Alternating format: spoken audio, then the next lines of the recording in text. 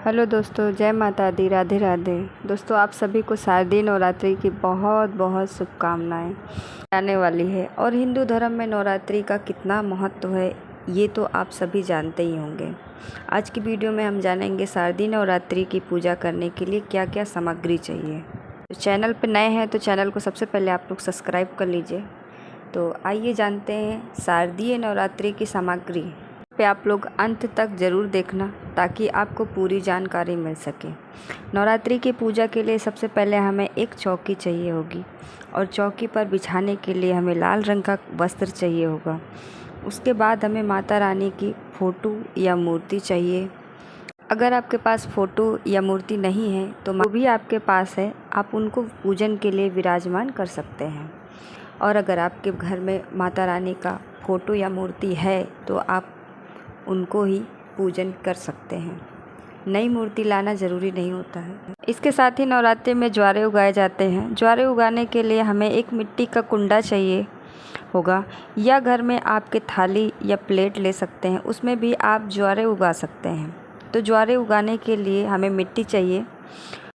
बालू की मिट्टी आप ले सकते हैं या जमुना की मिट्टी ले सकते हैं।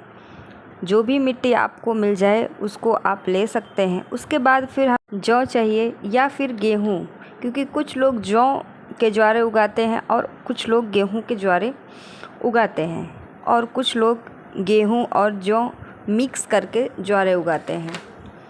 इसके साथ ही हमें कलश की स्थापना करनी होती है। तो कलश की स्थापना के लिए आप मिट्टी का कलश भी ले सकते हैं या आप चाहें तो तांबे या पीतल का कलश भी आप ले सकते हैं। जो भी कलश आपको मिल जाए वो ले लें। आप कलश की स्थापना कर सकते हैं। कलश में सजाने के लिए हमें आम के पत्ते चाहिए होंगे, तो आप लोग 5-9 पत्ते की आप टहनी ले लीजिएगा। और उसके साथ ही हमें नारियल भी लेना है। नारियल को आप बजा के देख लीजिए, इसमें पानी होना चाहिए। और पूजा के लिए हमें गणेश जी की फ़ोटो या मूर्ति ज़रूर लेनी है, क्योंकि सबसे पहले गणेश जी का ही पूजन किया जाता है। और अगर आपके पास गणेश जी की फ़ोटो या मूर्ति नहीं है तो आप सुपारी से भी गणेश जी बना सकते हैं। और फिर माता रानी के लिए हमें लाल रंग की चुनरी लेनी है और नारियल पर भी लपेटने के लिए एक लंबी चुनरी चाहिए। आप चाहें तो चुनरी नारियल पर लपेट सकते हैं या लाल रंग का कपड़ा भी नारियल पर लपेट सकते हैं। तो एक चुनरी हमें नारियल के लिए चाहिए और एक चुनरी हमें माता रानी के लिए लेनी है। माता रानी के लिए सुहाग का सामान लेना है, तो आप 11 चीज़ें, 16 चीज़ें या 9, 5 जितना भी श्रृंगार का सामान समर्पित करना चाहें तो नवरात्रि में माता रानी के लिए श्रृंगार का सामान ज़रूर समर्पित करें। इसके साथ ही हमें गाय के गोबर से बने हुए उपले चाहिए होंगे। इसके साथ ही हमें पूजा के लिए कुछ बेसिक सामग्री ले लेंगे। तो रोज़ाना हमें दिया जलाना है तो हमें देसी घी का दिया बाती लेना है। उसके साथ ही तिलक करने के लिए रोली, चंदन, धूप हमें लेनी है। गणेश जी के लिए जनेऊ ले लेंगे, चावल ले लेंगे। इसके साथ ही हम एक हल्दी की गांठ ले लेंगे और साथ में ही हम सुपारी ले लेंगे, कपूर ले लेंगे, क्योंकि नवरात्रि में पूजन के लिए कपूर का बहुत महत्व होता है। और वस्त्र स्वरूप समर्पित करने के लिए कलावा लेना है और लौंग का जोड़ा चढ़ाने के लिए ज़्यादा लौंग ले लेना होगा। और हाँ, ध्यान दीजिएगा कि लौंग जो है फूल वाली लौंग होना चाहिए, क्योंकि माता रानी को फूल वाली लौंग ही समर्पित करते हैं। और साथ ही इलायची लेना है और यथासंभव दक्षिणा ले लेंगे। और दिया जलाने के लिए हमें माचिस लेनी होगी। दिया जलाने के लिए हमें देसी घी या तिल का तेल भी ले लेंगे। और अगर अखंड ज्योत जलाते हैं तो बड़ा दिया लेना होगा और अखंड ज्योत के लिए 1.25 हाथ की बाती लेनी होगी। तो जो बाती बनाएंगे वो चाहे तो आप घर में भी बना सकते हैं या फिर आप मार्केट से भी ले सकते हैं।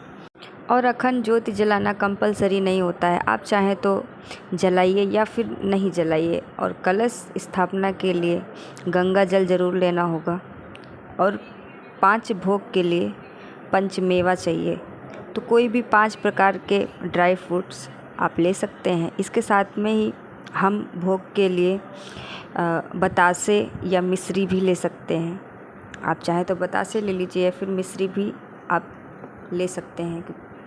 पूजा में बतासे चढ़ाना बहुत ही शुभ माना जाता है और इसके साथ में ही हमें पान के पत्ते लेना होगा और पान के पत्ते पर ही सुपारी, लौंग, इलायची, मिश्री, बतासे रख के चढ़ा देंगे माता रानी को। और नवरात्रि में 9 दिन आप एक बार ज़रूर पान के पत्ते में सारी चीज़ें रख के माता रानी को ज़रूर चढ़ाएं। और इसके साथ ही हमें माता रानी को कोई भी ऋतु फल चढ़ाना होगा। उसके बाद फिर हम स्थापना के लिए पांचों चीज़ें अलग अलग कर लेंगे। तो सुपारी लेनी है और एक इलायची, लौंग और हल्दी लेना होता है। तो ये पांचों चीज़ें आपको अलग करके रख लेना होगा। साथ में ही हमें लाल रंग का फूल चाहिए होगा। अगर आपको लाल रंग के फूल मिल जाते हैं तो अच्छी बात, नहीं तो आप कोई भी फूल आप माता रानी को पूजा में चढ़ा दीजिए। तो ये सारी सामग्री है जिसको हम 9 दिन तक नवरात्रि के पूजा के लिए चाहिए होगी। तो आज का वीडियो आपको अच्छी लगी हो तो आपके लिए थोड़ा सा भी ये यूज़फुल वीडियो रहा हो तो चैनल को लाइक कीजिए और सब्सक्राइब ज़रूर कीजिए। आगे की वीडियो में हम बताएंगे कि नवरात्रि की पूजा कैसे करनी चाहिए। तब तक के लिए राधे राधे।